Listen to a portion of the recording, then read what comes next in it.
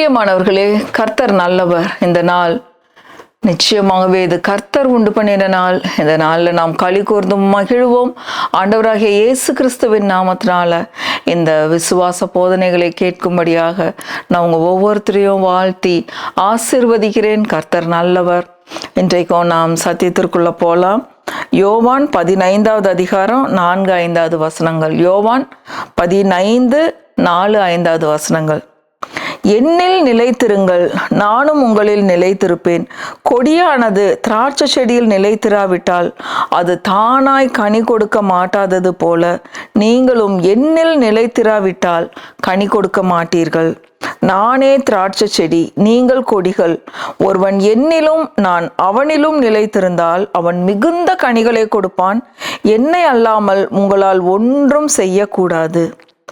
பாருங்க, ரொம்ப ஒரு அற்புதமான வசனம் இது. ஏசாண்டவரே சீஷர்களுக்கு கற்றுக் கொடுத்த பாடம் பாருங்க. ஆண்டவர் ஒரு செடி மாதிரி, நம்ம கொடிகள். நம்ம என்ன பண்ணணும்னா அப்படியே ஆண்டவர் மேல சார்ந்து வாழ்கிற ஒரு வாழ்க்கை. எப்படி ஒரு செடி மேல கொடி படர்ந்து அது தானாய் வளருதோ அப்படி நம்ம எப்படி இருக்கணும் அப்படின்னா ஆண்டவர் மேல அப்படியே சார்ந்துக்கணும். பாருங்க, அவர் மேல சார்ந்து இருந்துட்டோம் அப்படின்னா அவரையே நம்பிக்கையா வச்சு அவரை முன்னாடி விட்டு நம்ம பின்னாடி அவருடைய வார்த்தைகள், அவருடைய கற்பனைகள், அவருடைய கட்டளைகள்ல நம்ம நடந்து போக போக எந்த இடத்துலையும் தப்பு பண்ண மாட்டோம். எங்கேயும் குழப்பங்கள் வராது. எத்தனை பிரச்சனைகள், மழை, புயல், போராட்டங்கள் எது வந்தாலும் நம்மளுக்கு முன்னாடி அவர் அழகா வெற்றியை வச்சுட்டே போவார். பாருங்க, எல்லா தடைகளையும் அவர் நீக்கி போட்டுட்டே போவார். நம்ம அவர் மேலே சார்ந்து கொண்டு அப்படியே அமைதியா இருக்க வேண்டியதுதான். அப்படி அந்த காலகட்டத்தில் அவருடைய குணாதிசயங்களை கற்றுக்கொள்ளுவோம். அவர் எப்படி இருக்கிறாரோ அப்படியே நாமும் வாழ கற்றுக்கொள்ளுவோம். அதுதான் வசனம் சொல்லுது, என்னில் நிலைத்திருங்கள்.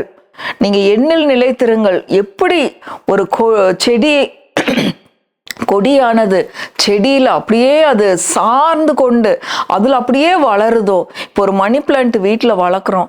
அது என்ன பண்ணுறோம், ஒரு மரத்தில், எந்த ஒரு மரத்தில் நீங்கள் எடுத்து விட்டாலும் அது அழகாக படர்ந்துட்டே போகும். பாருங்க, அதை தான் ஆண்டவர் இங்கே சொல்றார், என்னில் நிலைத்திருங்கள், நானும் உங்களில் நிலைத்திருப்பேன்.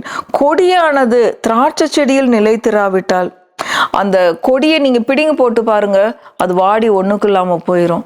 ஆனா அது அழகா ஒரு மரத்திலேயோ ஒரு செடியில அழகா நீங்க சுத்தி விட்டு பாருங்க, அது தானாய் அழகா வளர்ந்து அது கனி கொடுக்கிற கொடியா மாறிடும். நீங்களும் என்னில் நிலைத்திராவிட்டால் கனி கொடுக்க மாட்டீர்கள். அடுத்தது ஆண்டவர் ரொம்ப தெளிவா சொல்றாரு, 5வது வசனம். நானே திராட்சை செடி, நீங்கள் கொடிகள். ஒருவன் என்னிலும் நான் அவனிலும் நிலைத்திருந்தால் அவன் மிகுந்த கனிகளை கொடுப்பான்.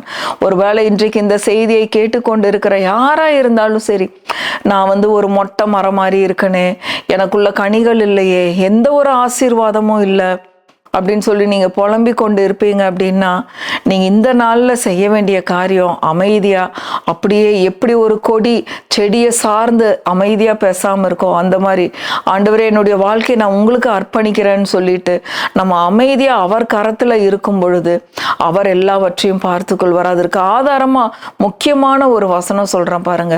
நம்மளுடைய ஞானத்தையோ, நம்மளுடைய அறிவு, நம்மளுடைய முயற்சிகள், முதல்ல நம்ம முயற்சி செய்யறது பாருங்க, நம்மளுடைய முயற்சிகள் எல்லாம் வீண். அப்ப நான் ஒண்ணுமே செய்யக்கூடாதா, பேசாம இருக்கணுமா? கர்த்தருடைய வார்த்தையின்படி நாம் நடக்க பழகி கொள்ளணும். ஆண்டவர் என்ன காரியத்தை சொல்றாரோ, அந்த கானாவூர் கல்யாணத்துல பாருங்க, திராட்சை ரசம் தீந்துருச்சு. எல்லாரும் மரியாள்கிட்ட சொல்றாங்க, திராட்சை ரசம் தீந்துருச்சு, திராட்சை ரசம் தீந்துருச்சு அப்படின்னு. மரியாள் ஒரு வார்த்தை சொன்னாங்க, அவர் என்ன சொல்லுகிறாரோ அதன்படி செய்யுங்கள். இயேசு என்ன சொல்லுகிறார், உங்களுக்கு வசனத்துல என்ன ஆண்டவர் பேசுறார், அதை நீங்க செய்யுங்க. அப்ப நீங்க நிலைத்திருப்பீர்கள், அப்ப நீங்க கனி கொடுப்பீர்கள்.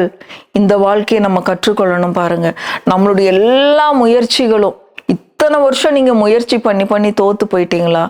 இந்த முறை ஆண்டவரை நம்பி, ஆண்டவரே இந்த முறை நான் அப்படியே உங்க கரத்துல என்னுடைய வாழ்க்கையை அர்ப்பணிக்கிறேன், என்னை நீங்க எடுத்து பயன்படுத்துங்க அப்படின்னு சொல்லும் பொழுது அவர் அழகாய் உங்களுடைய வாழ்க்கையை எடுத்து அதை செதுக்கி தப்பான காரியங்கள் எல்லாம் எடுத்து விட்டுட்டு அவருக்கு பிரியமில்லாததெல்லாம் எடுத்து விட்டுட்டு உங்க வாழ்க்கையை ஒரு ஆசீர்வாதமான வாழ்க்கையாக மாற்றுவார் பாருங்க.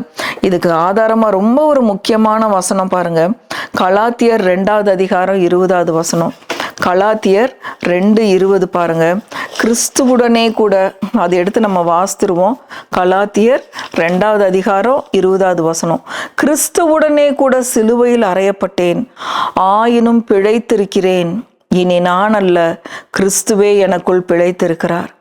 பாருங்க, கிறிஸ்துவுடனே கூட என்னுடைய மாம்சம், என்னுடைய சுயம், என்னுடைய காரியம், என்னுடைய கோபம், என்னுடைய குணாதிசயங்கள் எல்லாத்தையும் நான் கல்வாரி சிலுவையில் அவர் மேல அரைஞ்சாச்சு.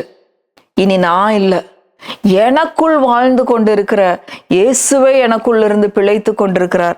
அவரே இனி நான் அல்ல, கிறிஸ்துவே எனக்குள் பிழைத்திருக்கிறார். எனக்காக சிலுவையில் அறையுண்ட இரட்சகர் அவர்தான் எனக்குள்ள இருந்து மகிமைப்படணும், அவருடைய ஞானம் வெளிப்படணும்.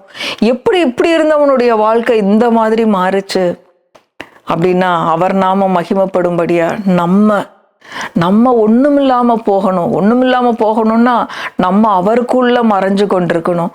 அவர் நமக்குள்ள இருந்து வெளிப்படணும். அவருடைய குணாதிசயங்கள், அவருடைய அன்பு, அவருடைய பொறுமை, அவருடைய ஞானம் வெளிப்படணும். பாருங்க, அவர் மகிமைப்படும் பொழுது உங்களுடைய காரியங்கள் வெற்றியின் காரியங்களாக மாறும். பாருங்க, எல்லா இடத்துலையும் உங்களை வெற்றி சிறக்க பண்ணுகிற தேவனா இருக்கிறார். அப்போ பிரச்சனையின் நேரத்துல சவால்கள், சேலஞ்சஸ் நிறைய வருது, போராட்டங்கள் நிறைய வருது. அந்த மாதிரி நேரத்துல நான் பேசாம இருக்கணுமா? அந்த மாதிரி நேரத்திலையும் அவர் உங்களோடு கூட இருக்கிறார். நான் உன்னை விட்டு விலகுவதும் இல்லை, உன்னை கைவிடுவதும் இல்லை என்று சொன்ன தேவன் எப்படி ஒரு கொடியானது செடியில அமைதியா அது பாட்டுக்கு வளர்ந்து வருதோ, அத செடிய மரத்தை சார்ந்து இருக்கோ, அந்த மாதிரி ஒரு கொடியை போல நம் கொடிகள் அவர் மேல சார்ந்து கொண்டு பரபரப்பு இல்லாதபடி வசனம் சொல்லுகிறது, விசுவாசிக்கிறவன் பதறான். பதட்டம் இல்லாதபடி அவரை சார்ந்து நாம் வாழும் பொழுது நம்மளுடைய வாழ்க்கை நிச்சயமாகவே ஒரு வெற்றியுள்ள வாழ்க்கை நம்ம வாழுவோம். பாருங்க, கிறிஸ்துவ வாழ்க்கையே வெற்றியின் வாழ்க்கை தான். இப்படிப்பட்ட வாழ்க்கை வாழும்படியா ஆண்டவர் விரும்புகிறார். நமக்குள்ள இருந்து கொண்டு இனி நான் அல்ல, கிறிஸ்துவே எனக்குள் பிழைத்திருக்கிறார். நமக்குள்ள இருக்கிற இரட்சகர் இயேசு கிறிஸ்து அவர் மகிமைப்படணும்.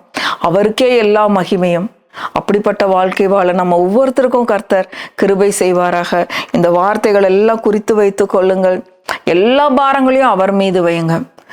மத்தேயு 11:28 வருத்தப்பட்டு பாரம் சுமக்கிறவர்களே, நீங்கள் எல்லாரும் என்னிடத்தில் வாருங்கள், நான் உங்களுக்கு இளைப்பாறுதல் தருவேன்.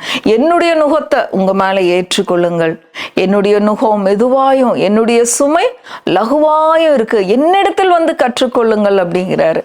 அதனால நம்மளுடைய முயற்சிகளும் நம்மளுடைய மாம்சத்தின் காரியங்கள் எல்லாத்தையும் விட்டுட்டு இயேசுவை போல அவருடைய நுகத்தை நம்ம மேல ஏற்றுக்கொண்டு, நுகம்னா அவருடைய வார்த்தைகள், அவருடைய குணாதிசயங்கள், அவரை தரித்து கொள்ளுகிற ஒரு வாழ்க்கை. நான் ஒண்ணுமே இல்லை, நம்மளை எம்டி பண்ணி அவரை சார்ந்து வாழ்கிற வாழ்க்கையில நிச்சயமாய் உங்களுக்கு இளைப்பாறுதல் உண்டாயிருக்கும். கர்த்தர் நல்லவர், அவரை துதியுங்கள், அவர் கிருபை என்றும் உள்ளது. ஆமென், ஆமென், ஆமென்.